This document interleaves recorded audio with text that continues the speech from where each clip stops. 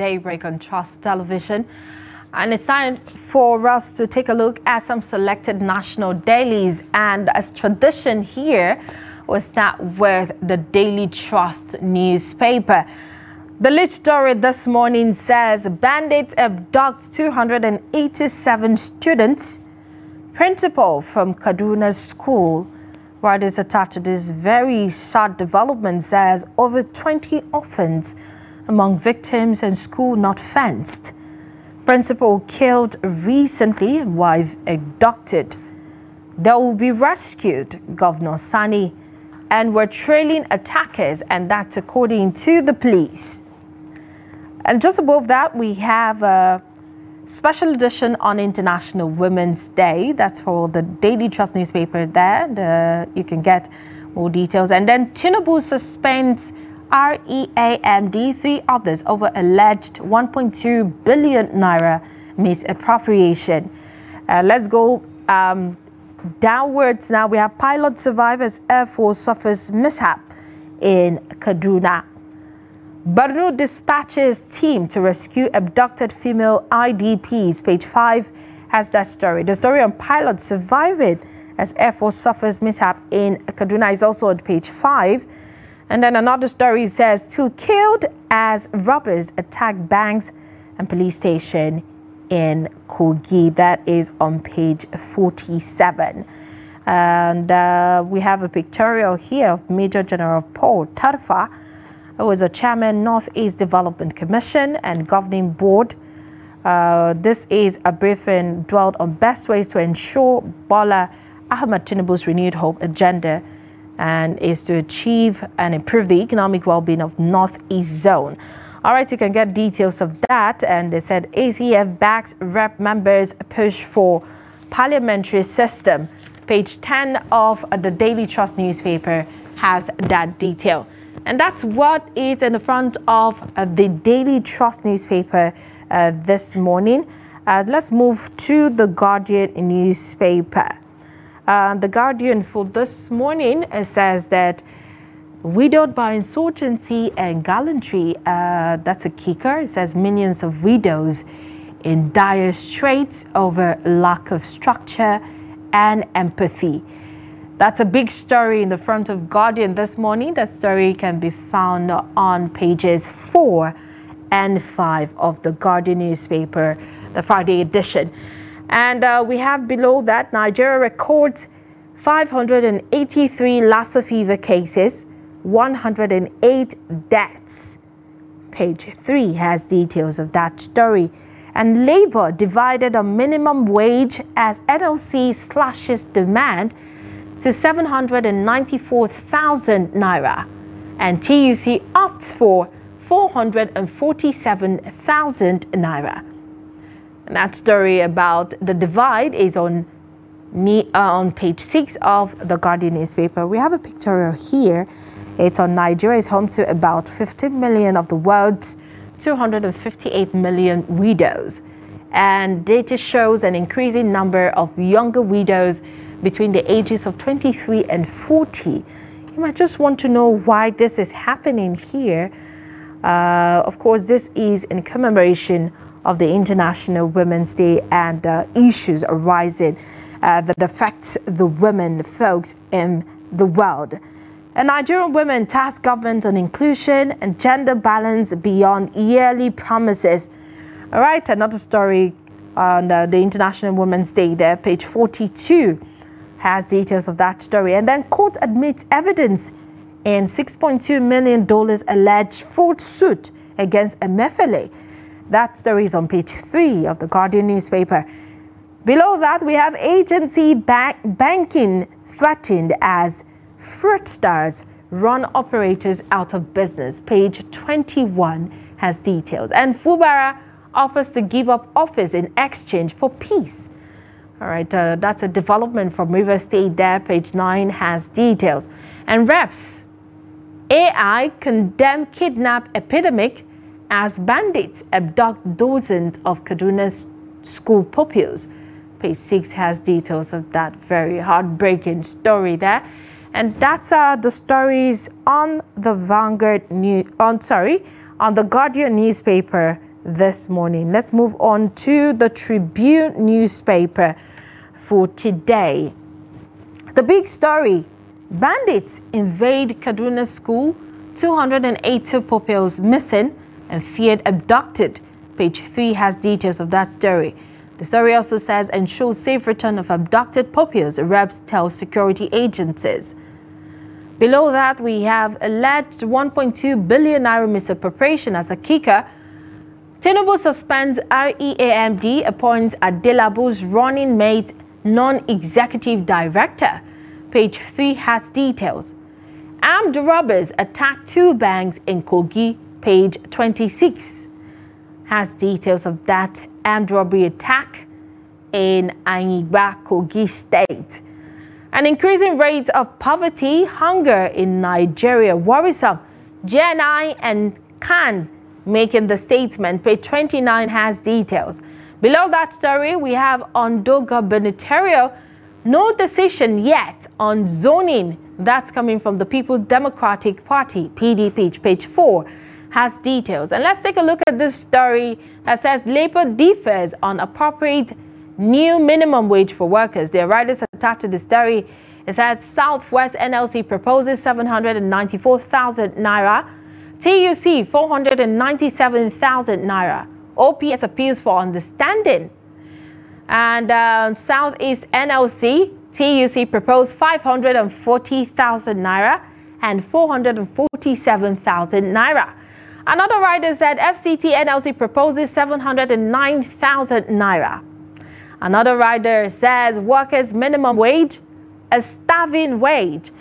That's coming from the NLC president there. Page 12 has details of that story. And those are some of the selected national dailies we will be taking a look at this morning, as of course we are being joined in the studio by our newspaper analyzer.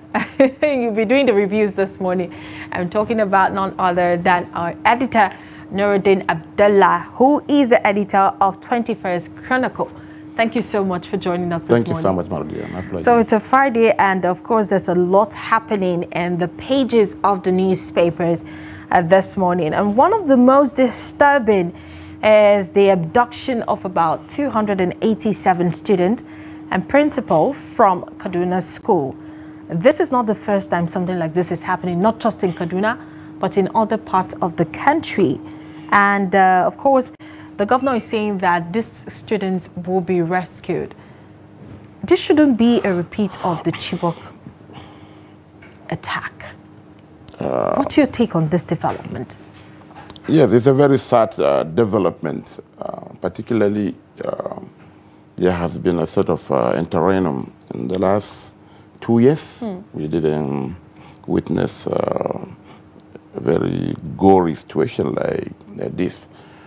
There are some pockets of attacks, but going into a public school in a village, in a remote village, to take away almost 300 kids, the principal, I want to feel is. And my understanding is this: in the last, maybe the bandits have devised a new means, particularly of targeting soft targets. If you look at the schools, particularly in Kaduna, that we are attacked, talking about afforestation, which is a tertiary institution, yes, talking about the university along the Kaduna highway, maybe on one faith-based school, you remember the Baptist school, but a local primary school owned by government, primary populace. I think this is the first time. From Chibok to Dapchi, to Kankara, down to Greenfield, afforestation, the Baptist school, and what have you. They were either private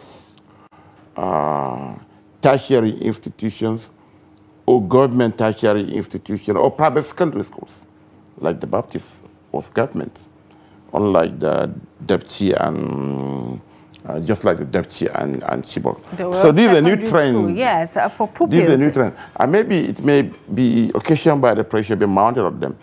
If you look at it recently, in the last couple of weeks, most of the key bandit commanders were being neutralized, to use the military jargon here. Most of the people, the Baleri, you know, the people you used to hear on negotiating, taking all manner of, they have been being picked one after the other. So maybe it's another bandit strategy now to strike on a soft target. This is the local primary school in Kuriga. Now who will pay the ransom?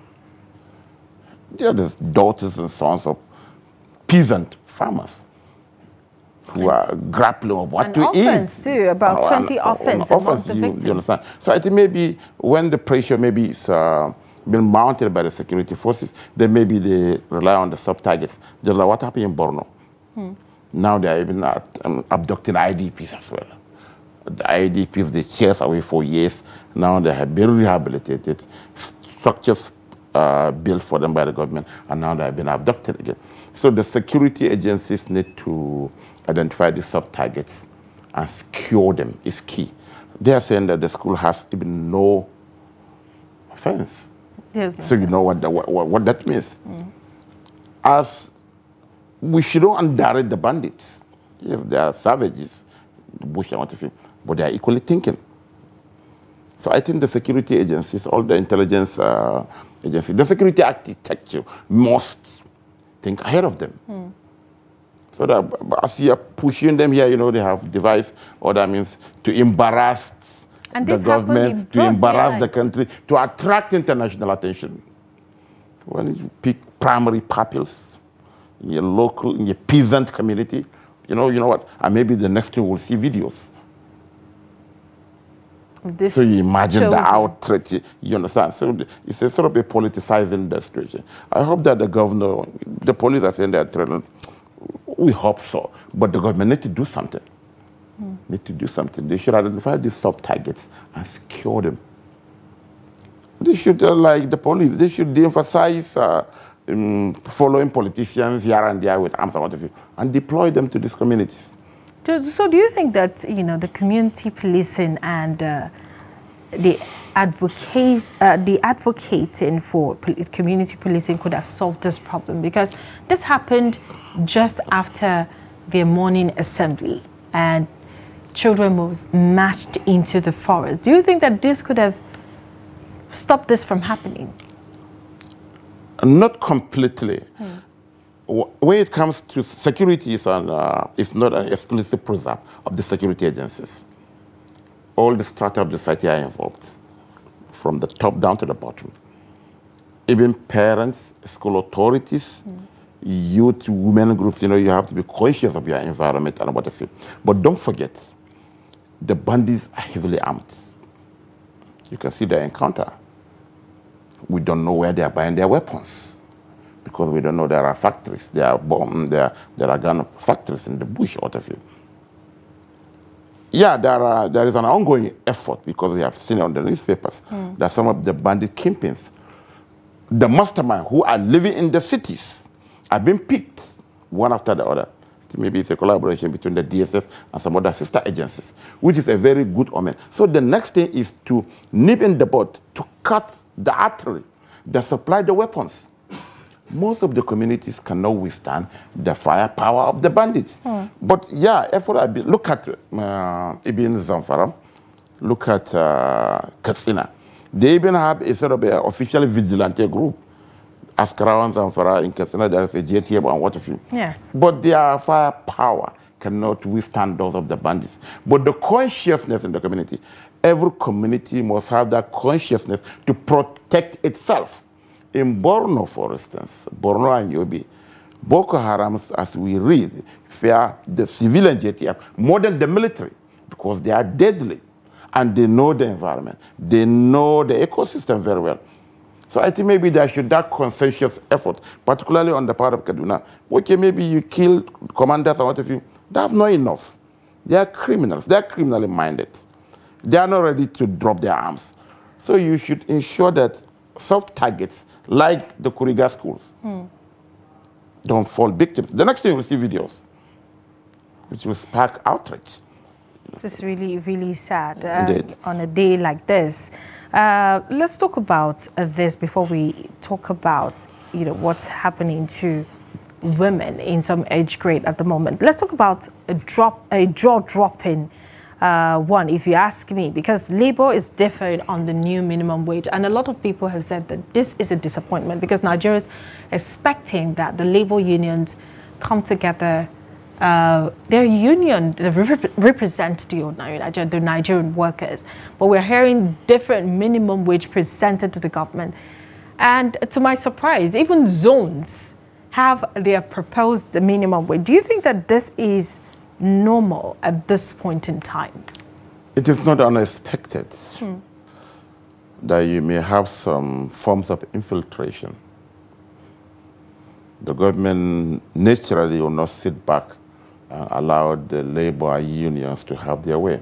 We saw what happened during the Buhari's regime just recently, where even some counter labor groups were registered just to break the back of the NLC and TUC.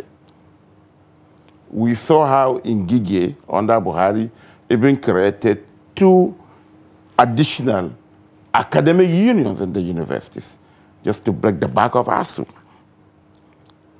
That is aside. But more importantly, I think the labor is, maybe, I don't know, they are disoriented as such. They're not very realistic. So they're talking about almost ₦1 million minimum wage. From 30,000 to ₦1 million. You think that is not realistic? Let's be real. Okay. What about above 400,000? I think that's the lowest we've seen so far. How many out of the 240 million Nigerians? How many are on the payroll of the local, state, or federal government? How many of them are in the OPS, organized private sector? So do you think that what the reps are... How many percentage? What is the percentage? It's very minute, not something to write home about, actually.